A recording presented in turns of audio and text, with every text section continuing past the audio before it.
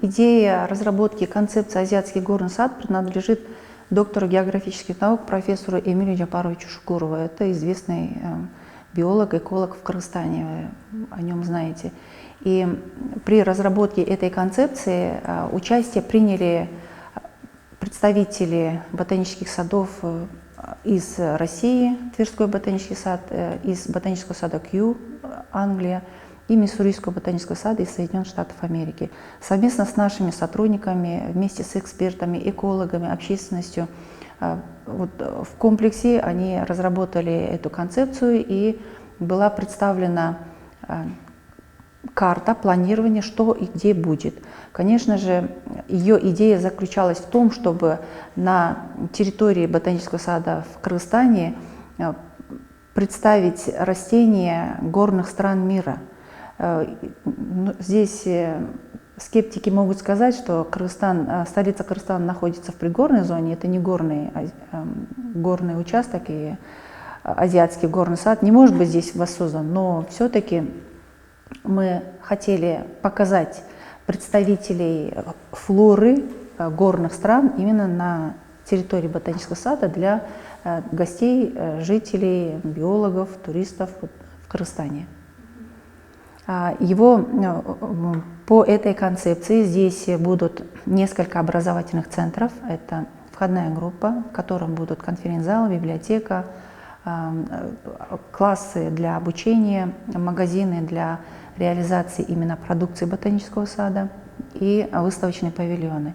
Здесь будет по плану амфитеатр, где можно будет проводить различные встречи на разных уровнях с разной категорией посетителей.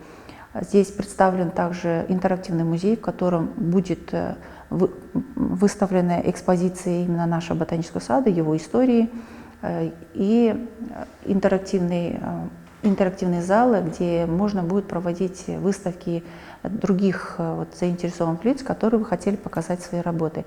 А также здесь представлен выставочный павильон, зимний сад и класс под открытым небом для различных встреч, в основном для образовательных учреждений. Реализация этого проекта требует, конечно же, больших вложений, и по предварительным подсчетам архитекторов эта сумма примерно составляет $45 миллионов. Но это предварительные подсчеты. Для того, чтобы точно сказать, сколько будет стоить этот проект, каждый объект и каждый вид работы должен отдельно быть просчитан. Только тогда можно сказать о точной цифре, сколько это будет стоить. Получается, на встрече с президентом вы сказали, что проектировщики сказали эту сумму, да, $45 миллионов, плюс еще дополнительные средства. А кто эти проектировщики? Заказчиком этого проекта выступал ботанический сад. Он начинал разрабатываться еще с 2017 года и был утвержден в 2018 году в градостроительном совете мэрии. Заказчик ботанический сад, проектировщиком выступала архитектурная студия Смирнова.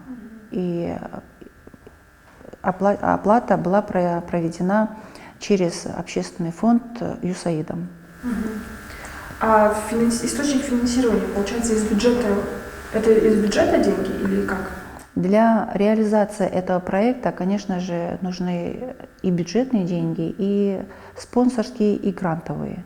Поэтому здесь мы должны искать источники для реализации этого проекта не только от бюджетного финансирования, но и от внебюджетных источников. Сейчас, получается, нет точного источника финансирования? Для реализации именно этого проекта по улице Ахунбаева пока источника финансирования не определяли, но по результатам встречи Садыр Нургоджоевич посетил и участок ботанического сада по улице Горького.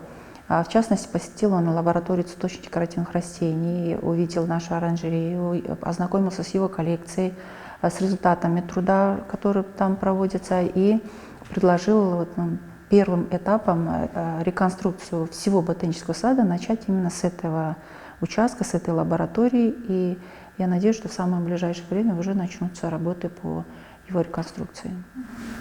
А сколько времени займет эта реконструкция? Все будет зависеть от финансирования и от проектной документации, потому что он должен проходить определенные этапы обсуждения и утверждения. Все будет зависеть от этого. В целом проект насколько рассчитан, если финансирование все будет в течение? Ну вот на встрече была озвучена цифра периода 2 месяца. Если будет полноценное финансирование и работа будет идти быстро, то я думаю, что в течение 2–2,5 месяца мы можем реконструировать территорию лаборатории цветочных декоративных растений. Там не будет таких вот объемных строений. Там объем работы — это очистка территории от сорных кустарников, подготовка почвы, это инфраструктура по освещению, по ограждению, по тротуарам, по аллеям экскурсионным.